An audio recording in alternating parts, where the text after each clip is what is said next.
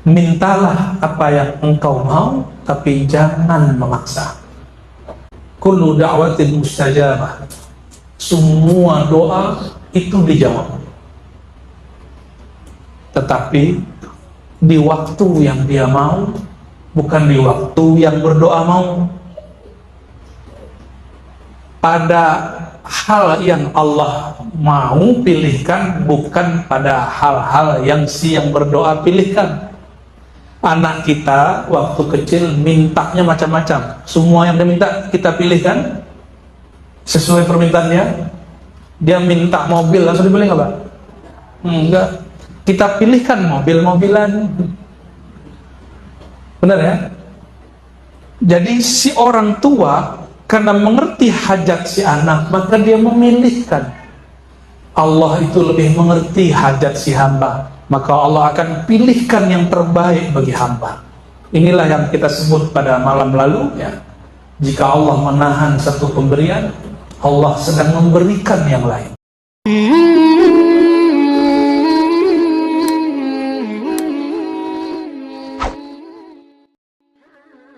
Ini udah langsung masuk kajian takdir. Rezeki itu takdir bukan? Maka rezeki tidak pernah tertukar. Karena rezeki tidak pernah tertukar, maka anehlah jika ada ustadz iri dengki kepada ustadz yang lain dapat jadwal lebih banyak.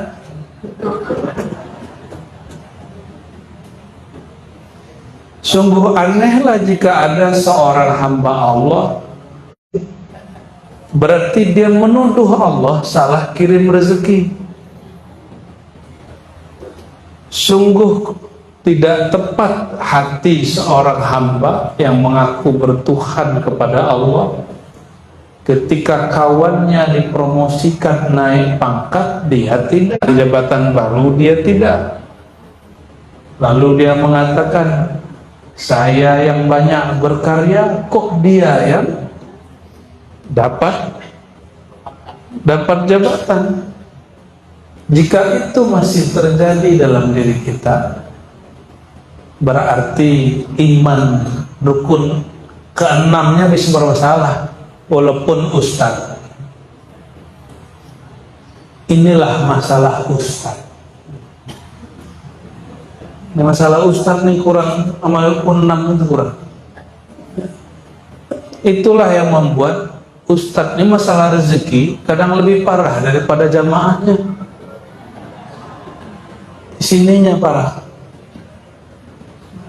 Ini serius loh Pak, kan saya ustadz juga. Setelah dididik oleh guru-guru kita, baru kita beres masalah itu. Jadi kalau nggak dibimbing, maka ustadz itu bukan berarti nggak punya guru lagi, mesti berguru lagi. Karena ilmu Allah itu nggak ada habisnya. Sebagaimana Allah itu tidak ada batasnya. Maka Sidi Ahmad Rifai dalam kitab Hal Tahqiq mengatakan, orang kalau sudah sampai pada kesadaran ilmu bertuhan, bermakrifat kepada Allah, mengenal Allah, dia akan sadar ilmu itu dapat diperoleh di mana aja. Nggak mesti ustadz juga yang mengajarkan, nggak mesti ulama yang mengajarkan ya? Mohon maaf jika ada ustadz yang tersinggung. Saya diminta emang untuk nyinggung-nyinggung ustadz sama ibu-ibu ini ya. Ibu-ibu ini yang bikin ustadz galau. Benar ustadz ya? Tapi senangnya kita, ustadz-ustadz ini jamaah paling banyak ibu-ibu. Betul ya? Hati-hati loh Bu yang suaminya ustadz, laku keras.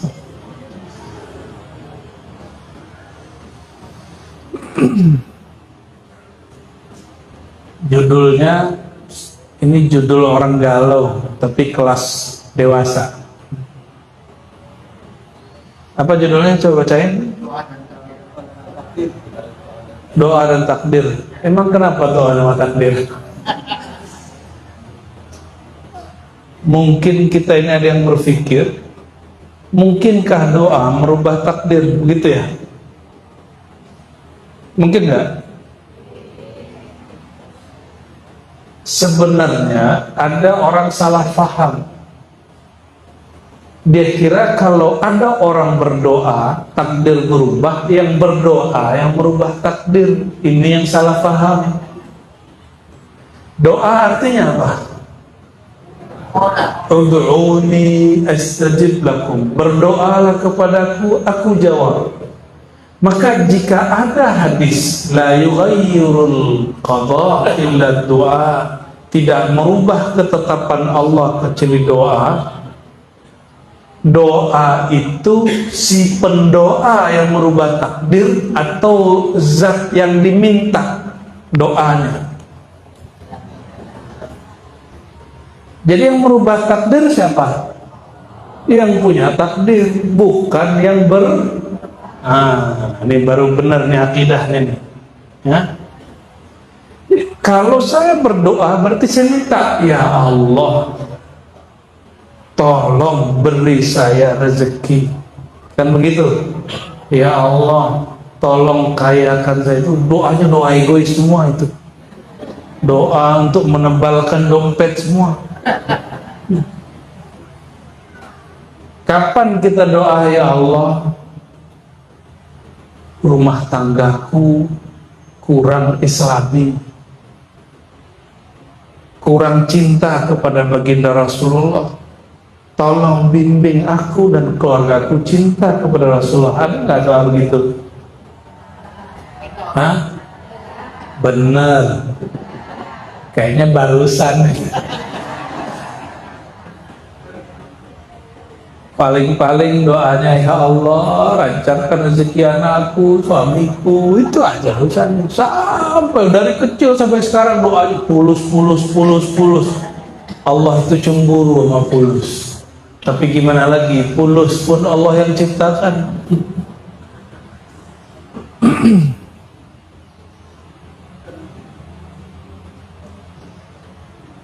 Di doa, hamba memohon pertolongan kepada Rabbnya, Tuhannya. Berarti kalau ditanya mungkinkah doa merubah takdir? Mungkin. Tapi bukan si pendoa itu yang merubah takdir. Pertanyaan berikut nih Bapak Ibu. Yang kita kalau berdoa itu bagian dari takdir, bukan? Kata Ustaz, ada yang mau jawab tuh, kata Ustaz takdir itu cuma 4 doang. Ya, di luar itu kita yang urus, begitu ya? Nah, itu Ustaznya sesat itu. Benar begitu? Cuma 4 yang diatur dalam takdir, begitu? Apa aja?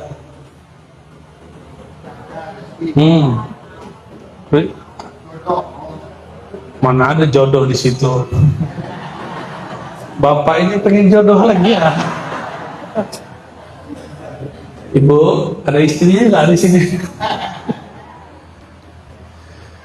Bikatbi rizkihi, rizkinya, amalihi, ya, ajalihi, ajalnya, syaqiyun au sa'id, dia nanti sengsara di akhirat atau bahagia masuk surga. Saya mau tanya ini, rezeki itu sejak kapan? Sejak dapat gaji? Nah, kebanyakan kita berpikir rezeki itu gaji. Makanya ketika doa banyakkan rezeki, Allah kasih banyak, udara banyak, duitnya nggak dibanyakin sama Allah. Karena doanya nggak spesifik. Ya. Doanya nggak terperinci. Kalau kasih rezeki itu coba di hadis tadi ada nggak jodoh, Pak? Nggak ada di hadis itu jodoh. Tapi jodoh bagian daripada rezeki. Ibu pernah hamil, Bu, ya? Pernah hamil? Kalau nggak minta sama bapak, Bu. Ketika hamil, itu jabang bayi yang di dalam makan pakai apa? Pakai hari-hari makan lewat ibu, benar nggak? Tapi ibu ngerasa ngasih makan nggak? Tuh, Mbak, nggak ngerasa ngasih makan ya. Terus tiba-tiba ibu-ibu ini ngeklaim kamu ini 9 bulan di perutku, sekarang kurang ajar gitu. Udah nggak ngerasa ngasih makan juga ya. Pernah ciptain selang nggak, Bu? Selang untuk dikasih ke? Kadang kan nggak pernah. Siapa yang buat begitu? Kan Allah. Gampang jawabnya. Kayak tauhidnya tinggi-tinggi gitu. Tahu-tahu bab rezeki mentok lagi. Si jabang bayi belum jadi jabang bayi, Bapak Ibu. Mohon maaf nih ya. Nutfah bahasa Arab, bahasa kitanya sperma, air mani. Itu yang jadi, itu yang dapat rezeki, Pak. Jadi rezeki kita sudah dimulai dari semenjak belum jadi jabang bayi, masih sperma. Sebanyak itu yang Allah ciptakan sekali tumpah, yang jadi cuma satu, Bapak orangnya. Ya, yang depan saya ini yang dulu berjuang itu ya sebanyak itu ribuan. Yang jadi inilah. Maka kita ini sudah dipilih sejak awal. Bapak Ibu, walaupun wajahnya pas-pasan ini, wajah kita, orang kita kan pas-pasan, Pak ya. Hidung nggak terlalu mancung, ya, benar nggak? Bapak mancung kemana, Pak? Hidungnya, Pak? Mancung ke belakang, bukan saya ngomong, Pak. Kita ini sudah dipilih Allah sejak awal, ditakdirkan untuk mengawini si ovum itu, sel telur itu.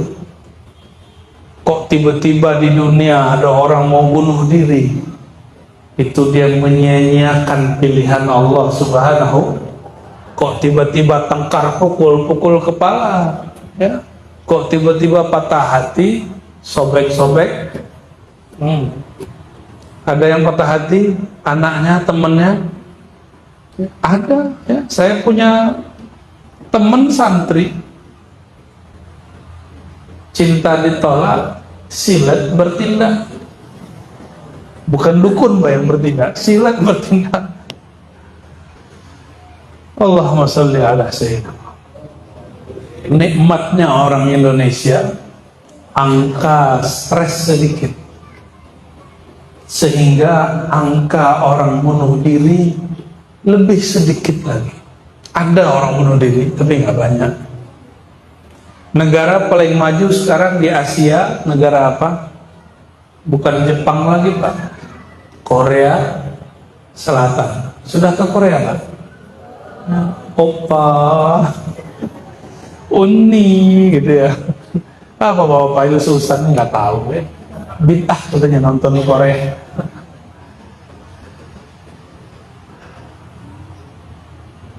Itu negara Korea, hidupnya sibuknya bukan main. Bapak ini nikah umur berapa, Pak, dulu? Umur? Bukan umur 80 nikah, sekarang mundur umurnya. Umur nikah pertama kali, bukan tahun. Kayaknya beliau ini lagi masuk alam lain. Tuan nikah umur berapa dulu? 24. Nah, itu baru benar nih ya. Bapak ini kayaknya lagi ingat seseorang. Orang di sana nikah umur 50 itu cepat. Laki-laki nikah umur 50 itu cepat. Nah, yang umur 50 belum nikah, nikah lah. Bukan nikah lagi loh, Bu ya. Kalau di punya Bapak ini kan mungkin nggak semua punya Facebook, Instagram. Itu kalau dibully sedikit di sosial media bisa stres berbulan-bulan. Dan banyak artis dibully, besok pagi bunuh diri. Di Indonesia artisnya minta dibully, enggak, biar terkenal lagi. Negeri kita betul-betul santai, santai sekali. Yang nikmat santai ini nggak ada di negeri lain. Ya, tanya sama jiran kita, nggak ada sesantai negeri itu, nggak ada. Hidup santai. Masa depan apa Pak? Suram. Pada waktu duha ini saya mau bacakan satu hadis diriwayatkan oleh Imam Bukhari dan Muslim, dan ini dinukil dengan sanadnya oleh Imam Sidi Ahmad Rifai dan kitab Ahli Tahqiq, Halatu Ahli Tahqiq, dari Sayyidina Abi Hurairah radhiyallahu ta'ala anhu. Qala Rasulullah SAW, Nabi SAW bersabda, yustajabu li ahadikum ma lam ya'jal, yaqulu da'autu falam yastajib li.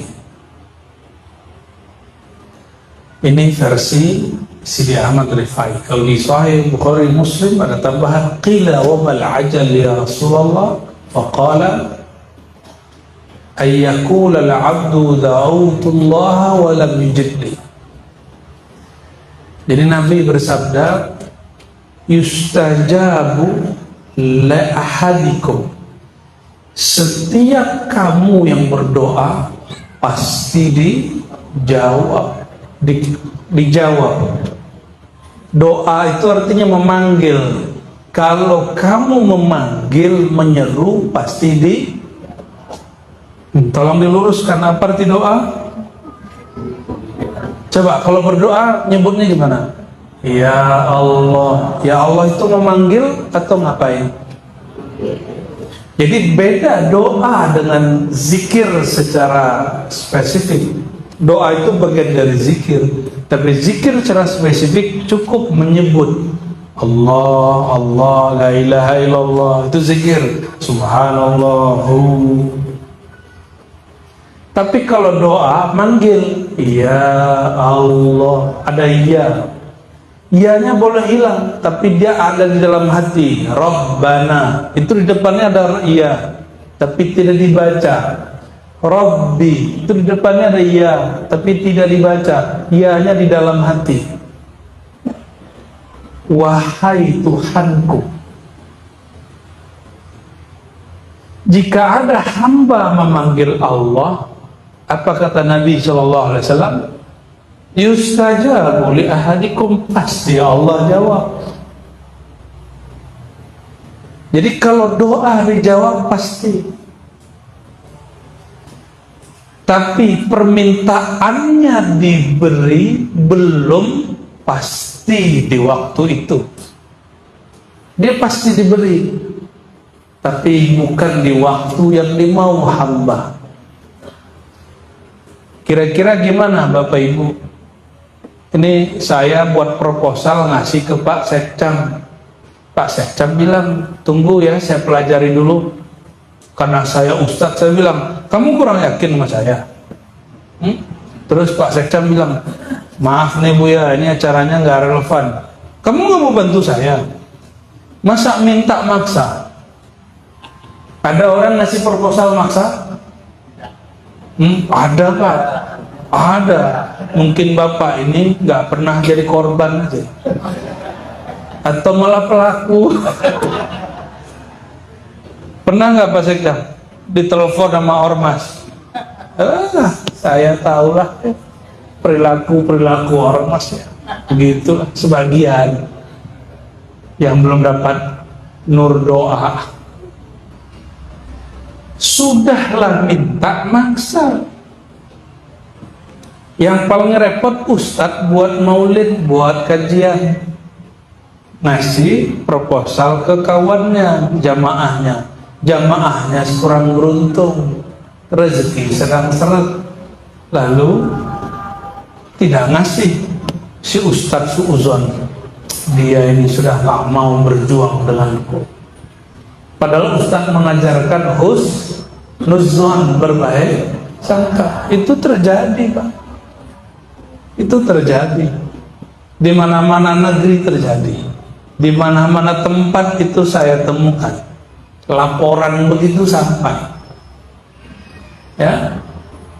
Ya, semoga para ustadz yang ada yang hadir siang ini nggak ada yang begitu. Ya. Wajar di Batam sudah dapat tunjangan dari pemerintah. Allahumma sholli ala sayyidina. Jika kepada makhluk tidak boleh maksa, apalagi kepada Allah itu menjawab orang yang terpaksa, bukan menjawab orang yang suka maksa-maksa. Itu sebabnya tabiat orang-orang baik, muhsinin, yang suka berbagi, dia suka memberi tanpa diminta. Tapi agak berat hati memberi kalau sudah diminta. Kalau Allah lain, Allah itu inginnya si hamba minta dulu. Tapi ada satu adab, malam yahjal. Nah, ini kaidah. Semua panggilanmu, doamu, permintaanmu pasti diterima.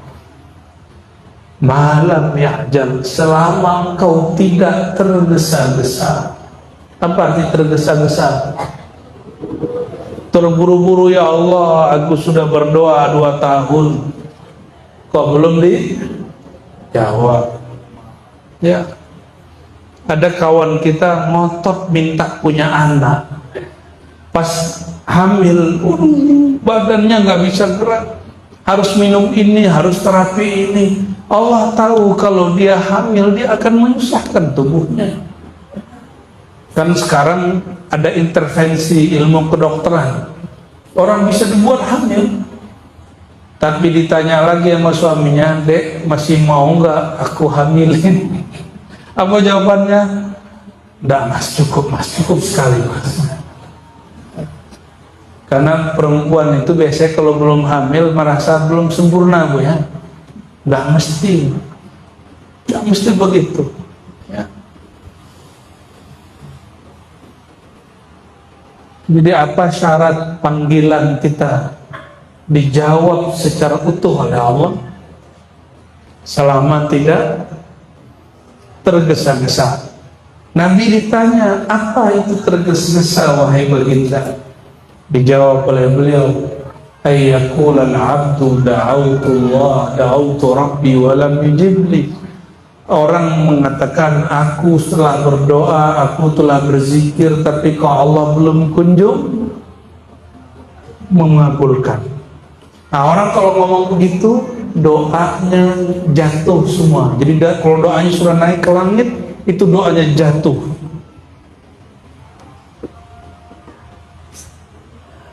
Saya ini sudah, misalnya ngomong itu, sudah berkhidmat di masjid, sudah puasa 7 hari, sudah ziarah ke kuburan fulan, kok belum dikabulkan? Nah, ini kalimat-kalimat begini muncul dari hamba yang jahilun bi rabbihi, yang tidak mengenal Allah. Ingat, hamba itu ada 2, ada arifun, ada jahilun. Ada yang kenal kepada Allah, ada yang tidak kenal kepada Allah. Bapak Ibu masih mau pernah dengar ngomong begini ya? Ada orang bicara begini. Seperti tadi. Saya belum semangat, Pak. Apa kata orang? Ustaz, apakah Allah dengar doaku? Ada yang nanya begitu kan? Pasti ada yang tanya begitu. Apakah Allah tidak dengar doaku?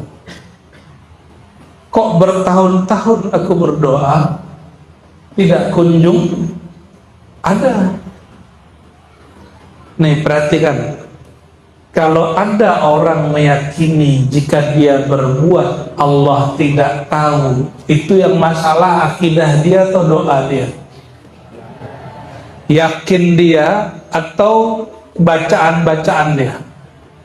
Bacaannya sudah diambil ijazahnya dari Habib Fulan, Kiai Fulan, diambil ke pesantren di Jawa, diamalkan di Batam. Apa langsung dijabah? Kan belum tentu. Jadi banyaklah hari ini orang berpikir kalau dia berdoa, dia sedang ngapain? Neriakin Tuhan, bahwa Tuhan itu belum tahu hajat dia kasih tahu Tuhan. Nah, rusak nggak akidah orang ini? Orang yang mengatakan, ya Allah, aku ini perlu ini, butuh ini, ada hajat ini, tolong engkau kabulkan. Dia berkeyakinan memberitahu Allah. Jika ada hamba berkeyakinan dia doa sedang memberitahu Allah, berarti dia lebih tahu daripada Allah. Rusak nggak akidahnya? Wajar kalau doanya tidak ada yang manjur. Ya, ini angguk-angguknya angguk-angguk apa nih? Angguk-angguk ngantuk ya. Allahumma sholli ala sayyidina. Walaupun doa itu mukhul ibadah, ada hadisnya begitu, doa mukhul. Benar ya, hadis Ibnu Majah, hadis Tabarani, hadisnya sahih dalam kitab doa. Imam Tabarani mengatakan Nabi bersabda, ad-doa mukhul ibadah. Doa itu inti dari semua ibadah. Maka coba lihat agama mana saja, jika dia menyembah Tuhannya pasti dia minta doa. Kita sholat pasti doa. Pembukaan iftitah itu kan tidak hanya wajah tuh, kan ada doa lain. Allahumma ba'id baini wa baina khataya, itu doa.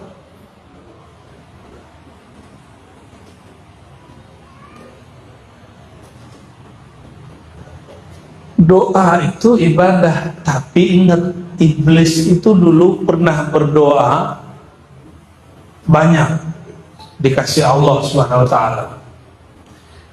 Tolong diingat, iblis minta langsung Allah kasih. Maka ketika ada orang berdoa langsung diijabah, langsung dijawab Allah, belum tentu dia wali Allah, bisa jadi dia wali syaitan.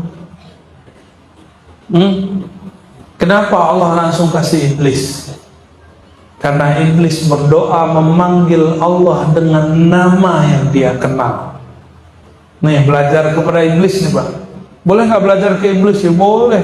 Biar ustadz nih nggak kalah sakti sama dukun. Dukun ini kan dua. Ada yang pakai kun fayakun, ada yang pakai ayam kalkun. Kalau yang pakai kun fayakun tuh dukun syar'i. Pakai Fatihah, pakai tawassul dia. Tapi kalau dukun yang tadi nggak dukun, ya masa bank aja ada bank syar'i, ada bank ribawi kata kawan ya. Tapi saya nggak sepakat itu ya. Jadi iblis itu berdoa, dia manggil nama Allah. Dan iblis tuh yakin Allah pasti jawab. Nah ini ilmunya iblis. Itu sebabnya dukun-dukun, karena dia latihan batin ustadz. Ketika mereka latihan batin, ustadz banyak makan. Dukun puasa mutih kata ustadz bid'ah. Dukun melek malam hari, ustadz ngorok dan nonton tertidur pas nonton YouTube. Maka dukun hembuskan doa, doanya dikabulkan Allah, bukan berarti dia wali, tapi karena dia tahu cara berdoa. Sedangkan ustadz dimintakan air putih, air putihnya tidak bekerja. Kenapa? Ustadz kurang latihan. Jadi yakin itu mesti diasah. Yakin sudah ada di sini, tapi ketumpuk-tumpuk dosa. Jadi dia harus dibersih-bersihkan lagi.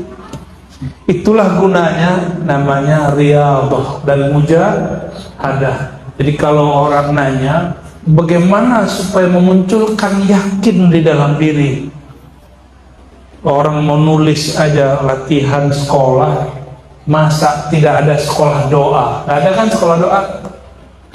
Ada sekolah doa nggak? Nggak ada, Pak.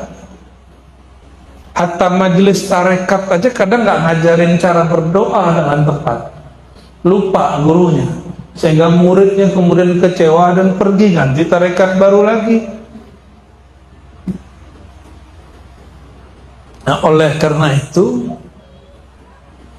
kalau kita ingin merubah takdir, bukan kita yang merubah takdir. Ini tolong diluruskan.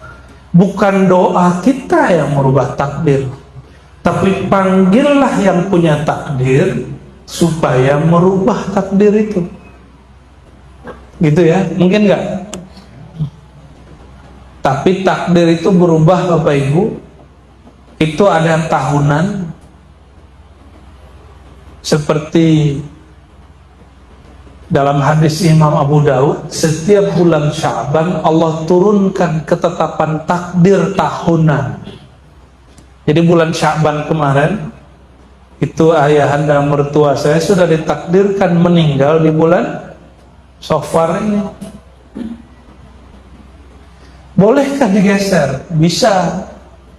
Yang bisa menggeser takdir, takdir itu kayak undang-undang, Bapak Ibu.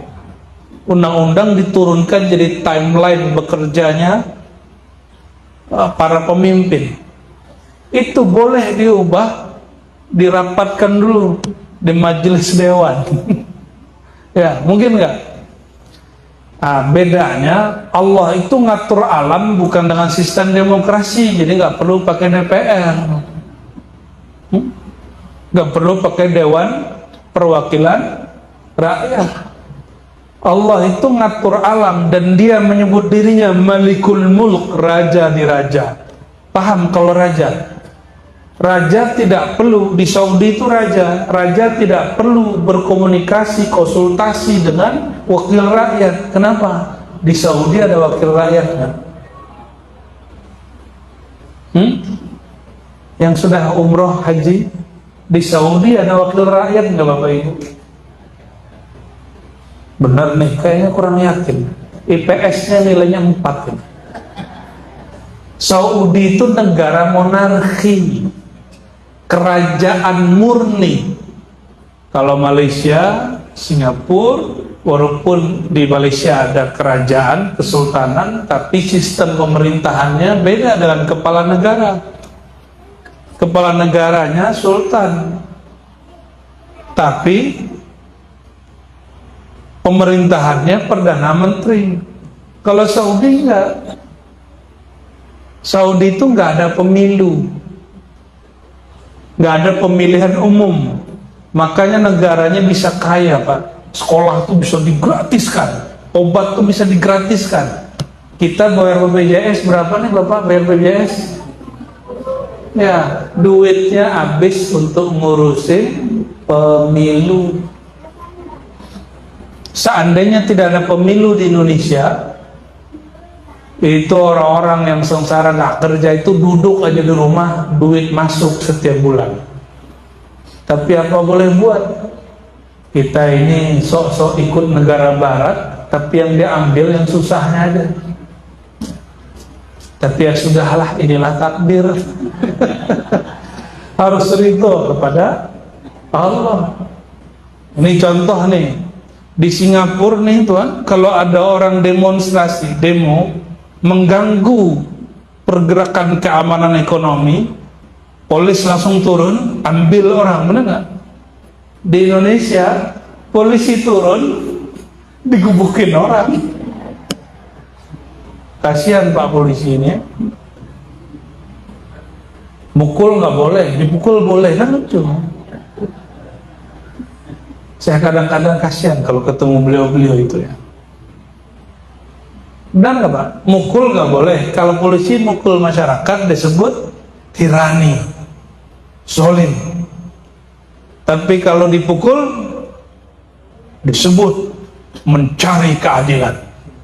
Yang bikin, yang membuat keputusan bukan mereka, yang rugi ya. Tapi ya salah bapak, kenapa daftar jadi polisi? Ya tugasnya mengamankan kebijakan-kebijakan negara ya. Saya cuma berdoa semoga yang demo dan yang didemo dan yang menjaga demo Allah jaga hatinya. Ini Rabbal Alamin. Kita baru demo ya kemarin ya. Ini ada ustadz yang demo gak? Berarti dompetnya sudah aman.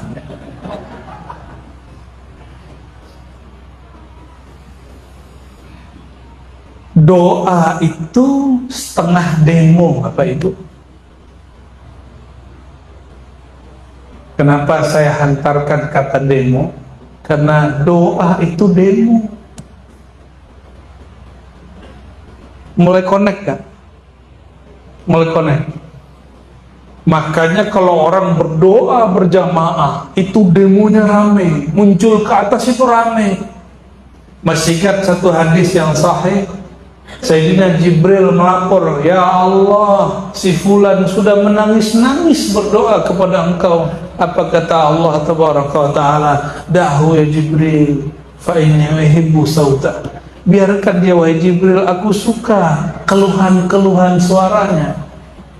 Allah tuh suka kalau ada orang manja kepadanya. Ini coba, jangan salah arti loh ya. Ibu-ibu, bapak-bapak punya anak kecil nggak? Anak kita kalau nggak minta makan sama kita, gimana? Pusing nggak kita? Ya, kata orang Melayu lama, pening ya.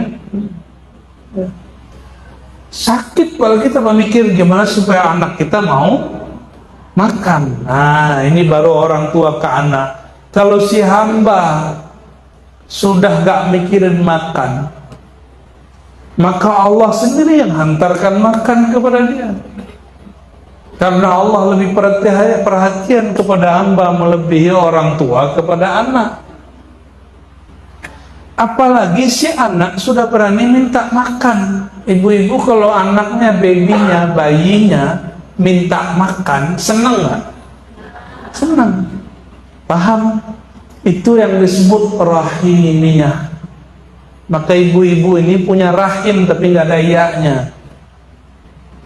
Allah rahim, ada ya panjang. Allah itu lebih suka lagi mendengarkan hamba bermanja-manja kepada Allah Subhanahu wa ta'ala. Kita melihat anak nih Bapak Ibu main, tapi dia nggak punya mainan, temannya punya mainan, sedih nggak? Kita beliin walaupun dia nggak minta. Ketika anak ini pakai mainannya, kita bangga nggak? Tapi dibeliin mainan, anaknya nggak pakai, marah nggak? Kemarin dibeliin nggak dipakai, udah nggak usah beli lagi, kan gitu. Makanya Allah, innallaha yuhibbu ayyara athara ni'matihi ala abdihi. Hadis Imam Tirmizi itu ada yang begitu. Allah suka melihat si hamba memakai nikmatnya. Jadi ustaz-ustaz ini kalau ada rezeki beli mobil yang bagus, kan? Bukan supaya amplopnya tebal, itu salah. Tapi supaya apa? Supaya Allah lihat kita memakai nikmatnya. Jadi nikmat itu bukan yang terkumpul dalam rekening, nikmat itu yang dipakai di badan. Pakai baju yang bagus, ya. Sarungnya sarung yang bagus. Kopiahnya jangan sampai yang sudah kuning-kuning gitu Bapak Ibu ya. Yang bagus. Jadi orang Islam kalau kenal Allah, dia mesti memahami bahwa Allah itu suka melihat orang itu punya style, punya gaya. Ya. Sebenarnya ustaz-ustaz ini nggak perlu diajarin juga. Guru-guru ngaji ini sudah tahu, cuma kadang lupa. Karena Karena jamaahnya banyak, kadang-kadang sarungnya belum beres, langsung keluar. Kadang-kadang bajunya ada motifnya, Pak. Itu bukan motif apa-apa, tapi belum disetrika.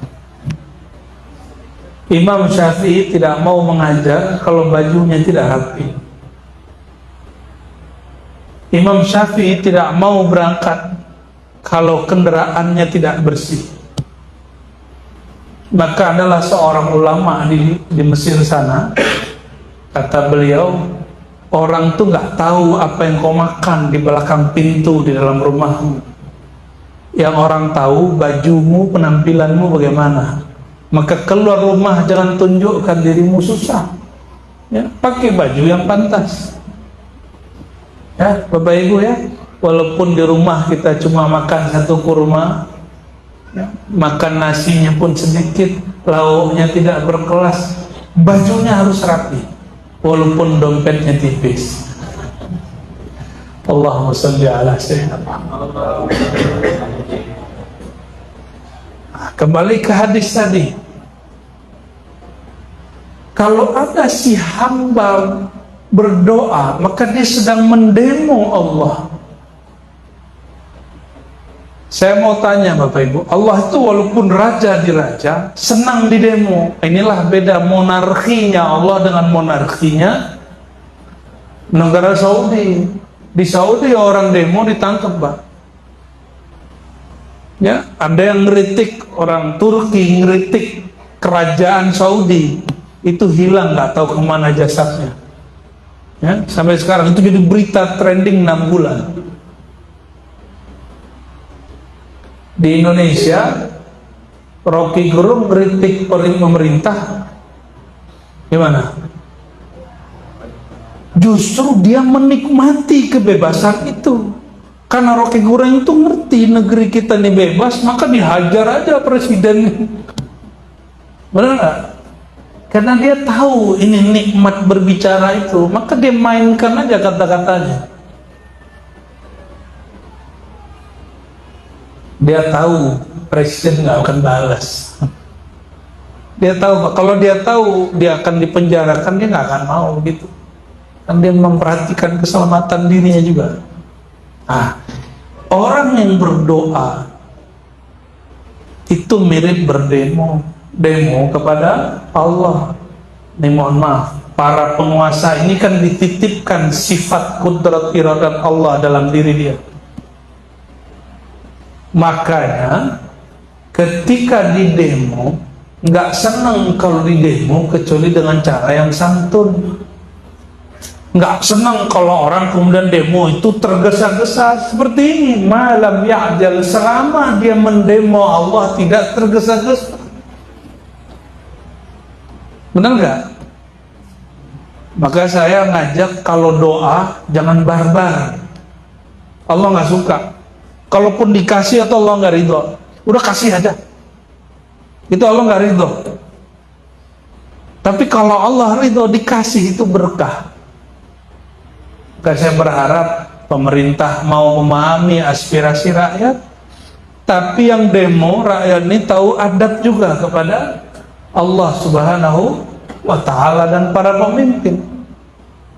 Ada satu riwayat, meskipun ini tidak dianggap sahih oleh Imam Bukhari, tapi dinukil oleh Imam Tirmizi, murid Imam Bukhari, bahwa sultan itu adalah zillullah, bayang-bayang Tuhan. Siapa yang menghina pemimpin, sultan menghina Allah. Itu hati-hati. Makanya saya walaupun kritik pemerintah, tapi saya ngeritiknya biasanya langsung, Pak. Nggak di majelis begini. Saya kalau mengkritik saya langsung ngomong. Kenapa? Bapak mau nggak disindir depan umum? Senang nggak disindir di depan orang? Nggak mau kan? Kalau di negeri Bapak, kalau ada khotib Jumat menghujat pemerintah, bagaimana? Ditangkap nggak? Dicoret. Hak otoritas dia dicoret. Di Indonesia ustadz-ustadz bebas berceramah. Bebas Pak ceramah ya? Bebas. Sampai sekarang nggak ada tuh yang betul-betul diurus ya. Nah, jadi jika kita mendemo Allah, Nabi mengatakan dijawab semua permohonanmu malam ya'jab. Nah ini turunkan ini ke dalam kehidupan kita sehari-hari. Bapak Ibu punya anak, lalu mintanya ngotot sekarang. Apa bahasa orang Batam ini?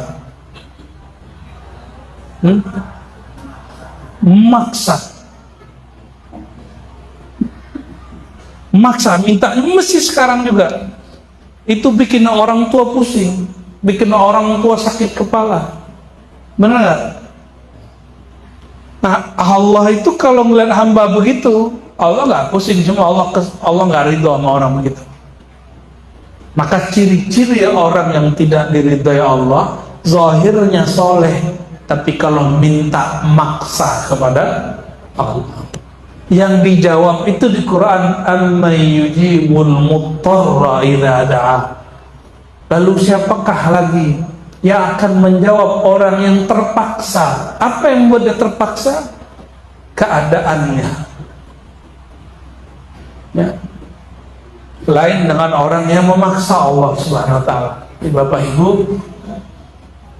jika berdoa, nah ini adab supaya doanya langsung diterima Allah. Pertama, panggillah Allah dengan nama terbaiknya. Karena dulu iblis Allah kekalkan hidupnya karena berdoa dengan nama. Adam mau makan buah larangan itu karena iblis jual nama Allah. Sayyidina Abdullah ibn Umar mau memberikan serban daripada ayahandanya itu karena yang minta orang Badui kurang punya adab, minta langsung. Tapi karena dia mengatakan billah, dengan nama Allah saya suka serbanmu, tolong kasih. Sayyidina Abdullah bin Umar kasih juga, karena orang ini minta dengan nama Allah. Jadi ini yang pertama Pak, minta dengan nama Allah. Maka ada yang disebut al-ismul a'zam, nama yang agung. Jika orang berdoa dengan nama itu pasti dijawab. Bapak kalau di jalan dipanggil, "Woi," nyaut nggak? "Woi," nyaut nggak? Enggak kan? Ya, marah nggak? Marah gitu. Tapi kalau dipanggil namanya, maaf Pak, namanya siapa? Pak Denny. Pak Denny pasti noleh, benar nggak? Walaupun Denny yang dipanggil Denny yang muda, satu lagi ada Denny juga, pasti menoleh karena dipanggil dengan nama. Nama kecilnya ada nggak Pak? Nama kecilnya ada nggak? Bukan Den. Apabila kita dipanggil dengan nama, kita senang. Bapak punya Facebook Pak ya, lalu ada orang muji-muji Bapak dan foto dia posting bertemu kawan lama yang baik hati, Bro Denny. Senang nggak Pak? Senang. Dipuji orang senang. Itu sifat Allah yang Allah pantulkan kepada kita. Maka cara kedua supaya doa itu langsung jebol, bisa mempengaruhi takdir, puji-pujilah Allah. Memuji Allah nggak mesti dengan bahasa Arab, boleh pakai bahasa Indonesia. Ya Allah, dulu hidupku susah, Engkau juga yang telah memudahkan. Dulu sebut semua. Nah ini kalau mau doa, pujilah Allah dengan bahasa hati kita, bukan dengan bahasa orang lain, bahasa orang Arab enggak. Kecuali Bapak Ibu jago bahasa Arab. Ya, ahli bahasa Arab enggak? Arab ma'lum. Jadi nggak usah pakai bahasa Arab Bu ya kalau doa ya. Cukup nama Allah dipanggil pakai bahasa Arab, habis itu puji Allah dengan bahasa hati kita. Ada orang ngomong kepada kita, aku suka kamu, tapi main-main, terima gak? Tapi kalau ada orang ngomong pakai hatinya, Bang, I love you Bang. Aduh, si abang itu udah gak berdiri di atas bumi lagi Pak. Kalau dia suka, kalau gak suka kabur. Senangnya kita kalau dipuji. Itu sifat Allah yang Allah pantulkan kepada kita. Dan yang terakhir, mintalah apa yang engkau mau, tapi jangan memaksa. Jadi jangan kenapa? Dijelaskan lain Mu'tazilah ini sebagai penutup. Kullu da'watin mustajabah. Semua doa itu dijawab. Tetapi di waktu yang dia mau, bukan di waktu yang berdoa mau. Pada hal yang Allah mau pilihkan, bukan pada hal-hal yang si yang berdoa pilihkan. Anak kita waktu kecil mintanya macam-macam. Semua yang dia minta kita pilihkan sesuai permintaan dia. Dia minta mobil, langsung dibeli nggak Pak? Enggak. Kita pilihkan mobil-mobilan. Benar ya? Jadi si orang tua karena mengerti hajat si anak, maka dia memilihkan. Allah itu lebih mengerti hajat si hamba, maka Allah akan pilihkan yang terbaik bagi hamba. Inilah yang kita sebut pada malam lalu ya. Jika Allah menahan satu pemberian, Allah sedang memberikan yang lain.